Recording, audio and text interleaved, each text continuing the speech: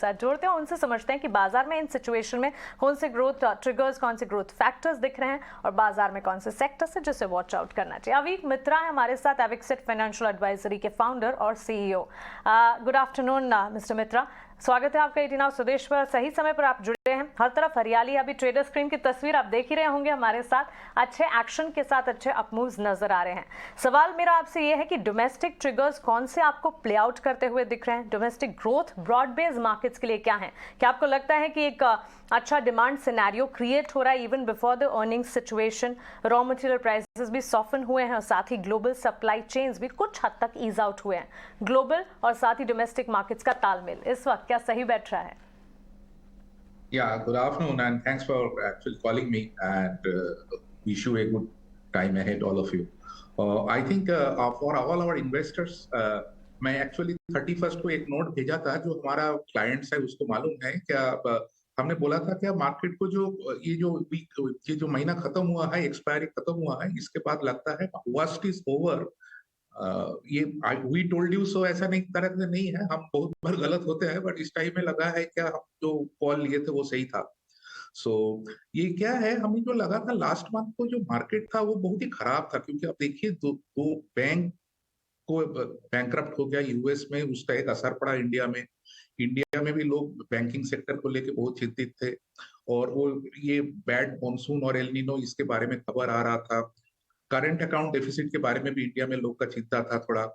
तो ये सब धीरे धीरे थोड़ा खत्म होते जा रहा है। तो अभी current account deficit actually is very manageable level. वो वर्स्ट के बाद भी मार्केट जैसे अब मार्केट आप मार्च के शुरू में देखेंगे और एंड में देखेंगे तो market did not move much. So that give us some kind of confidence that market will remain steady for the time being. We are not saying कि मार्केट अभी बढ़ जाएगा बहुत ज्यादा से, बट ये लगता है क्या जो खराब टाइम जो आया था लास्ट पीछे बहुत टाइम से आ रहा था। मैं लास्ट टाइम जब आपके शो में आया था तब बोला था कि जब अच्छा रिजल्ट आ रहा है तो प्राइस नहीं बढ़ रहा है, और जब खराब रिजल्ट आ रहा है तो बहुत जोर से गिर रहा है। वो थोड़ा रिवर्स होने में दिख रहा है अभी। क्या थोड़ा भी बहुत कुछ अच्छा न्यूज है क्या, एक्सपेक्टेशन है अगले क्वार्टर अच्छा करेगा तो वो stock is reacting on the positive side.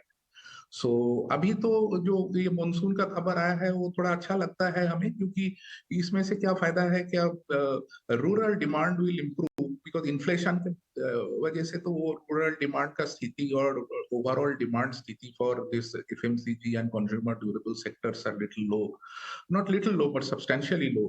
और volume gain is not happening for quite a few quarters, उसमें थोड़ा सुधार आएगा लगता है।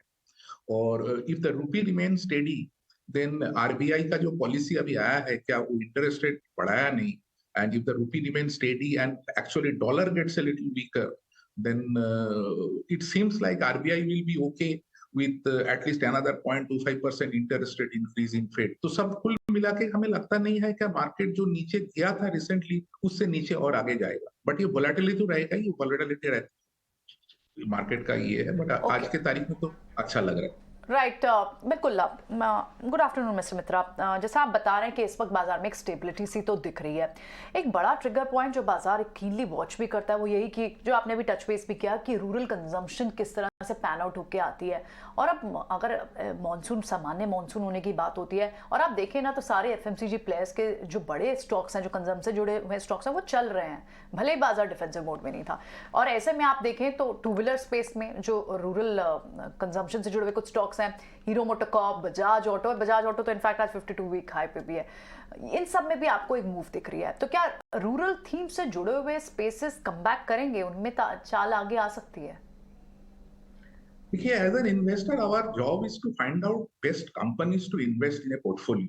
तो उस हिसाब से आप एक मोटे दौर में देखेंगे तो हमारा जो रूरल एग्रीकल्चरल इकोनॉमी है वो is 14-15% of the total GDP, और वो भी 2-3-4% से ज्यादा बढ़ता नहीं है। सो ये आप ओवरऑल थीम आप इसको रखेंगे तो रूरल थीम बेस्ड इन्वेस्टमेंट के we are not really in favour of that. What we think is that rural related, there are few sectors. I say, suppose somebody wants to have a very stable and steady portfolio. उसके लिए शायद कुछ अभी जो FMCG sector का company है वो अच्छा है, but as an investment theme we don't have any kind of exposure into the rural theme and things like that.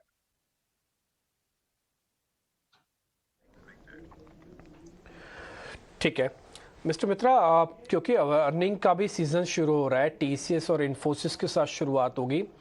अगर आपकी स्टडी है सर इन दोनों शेयर्स पे, तो थोड़ा इसके बारे में हमको गाइड कर दीजिए। और अगर आपकी स्टडी ओवरऑल है, आप ये बता सकते हैं कि इस बार की अर्निंग में नोटिसेबल पॉइंट्स क्या होंगे, तो वो भी आप हमको ज़रा बता दीजिए। तो जब वो नंबर्स आ रहे होंगे ना, तो हम आपको भी याद रखेंगे, आपके उन पॉइंट्स को भी याद रखेंगे। देखिए, हम तो आईटी सेक्टर के बारे में हमें जो लगता है वो वर्स्ट इज एक्चुअली ओवर हमें लगता है, क्योंकि वो अभी आया था एक्सेंचर का रिजल्ट। एक्सेंचर का क्या होता है ना, सितंबर टू अगस्त का ईयर होता है, तो उसका हमेशा क्या होता है ना, ये फरवरी का रिजल्ट मार्च में आ जाता है, तो हमें पता चल जाता है क्या बेलवेदर उस सेक्टर का सेंटिमेंट कैसा है। तो अभी आप एक्सेंचर का रिजल्ट देखोगे तो एक्सेंचर एक्चुअली क्या किया है, क्या उसका ग्रोथ टारगेट का अपर बैंड 7% टू 10%, 11% से गिरा के सिर्फ 7% टू 10% कर दिया है। मतलब पिछले साल वो 13% बढ़ा था, उससे पिछले साल वो 26% बढ़ा था। फिर भी लोग इतने कह रहे थे क्या इस टाइम में बहुत खराब स्थिति है, बट उसके चलते हुए भी ये एक्सेंचर सिर्फ 1% का रिडक्शन किया है अपना ग्रोथ में। तो ग्रोथ तो हो रहा है थोड़ा सा कम। तो उस हिसाब से इंडियन आईटी सेक्टर को हमें जो लगता है there are selective buying is absolutely okay, and I think that except the companies जो बीएफएसआई सेक्टर के सामने थोड़ा एक्सपोजर ज्यादा है, उसको छोड़ के आप कंपनीज लेंगे तो वो थोड़ा अच्छा कर सकता है। Like engineering research and development space में कोई है, कोई मान लीजिए, और कोई सर्विस एरियाज में है, कोई और रिटेलिंग सेक्टर में है, मैन्युफैक्चरिंग में है। ये सब जो सेक्टर का जो आईटी स्टॉक्स है उसको आप देखोगे तो आई think that will be better. And second thing, आपको देखना पड़ेगा क्या यूटिलाइजेशन लेवल, जो मैन पावर यूटिलाइजेशन लेवल कितना आ रहा है और ऑर्डर बुकिंग कैसा दिखा रहा है। तो हमें लगता नहीं है कि बहुत खराब आएगा वो। एंड आई थिंक ये this sector looks okay to us, we are invested in. Mister Mitra, क्या कैपिटल गुड्स सेक्टर भी आपके पसंदीदा सेक्टर्स की लिस्ट में शामिल हैं? क्योंकि मजबूत एग्जीक्यूशन, स्ट्रॉन्ग ऑर्डर बुक, साथ ही अगर देखें कमोडिटीज़ में नरमी इस सेक्टर के लिए काफ़ी हद तक पॉजिटिव्स के तौर पर काम कर रहे हैं। आने वाले दिनों में भी लागत में कमी से क्या आपको लगता है कि कीमतें क्योंकि बढ़ रही हैं, मार्जिन्स पर एक पॉजिटिव इम्पैक्ट पड़ता दिखेगा और ये सेक्टर भी पॉजिटिव है? मिस्टर मित्रा, कैपिटल गुड्स सेक्टर क्या आपकी पसंदीदा लिस्ट में कैपिटल गुड्स सेक्टर भी आता है? कैपिटल गुड्स सेक्टर हमारे पसंदीदा लिस्ट पे तो है, लेकिन बहुत दिन से है। तो आज के तारीख में हम किसी को नहीं बोलेंगे कि कैपिटल गुड्स सेक्टर इन्वेस्ट कीजिए, क्योंकि already stocks have gone up by 4 times 5 times in many cases even in our portfolios. We are not selling anything, but हमें ये नहीं लगता है कि अभी जैसा वैल्यूएशन है उस वैल्यूएशन में अपसाइड का कुछ ज्यादा चांस है अभी। तो इस हिसाब से मैं तो बोलूंगा आपके पास है तो आप बेचिए मत, बट नया खरीदने के लिए थोड़ा सावधानी रखना चाहिए। राइट मिस्टर मित्रा, बहुत बहुत शुक्रिया आज समय देने के लिए और ये सारे व्यूज हमारे साथ शेयर करने के लिए, बाजार पर एक फंडामेंटल राय देने के लिए बहुत बहुत शुक्रिया आपका। चलिए लौटते हैं।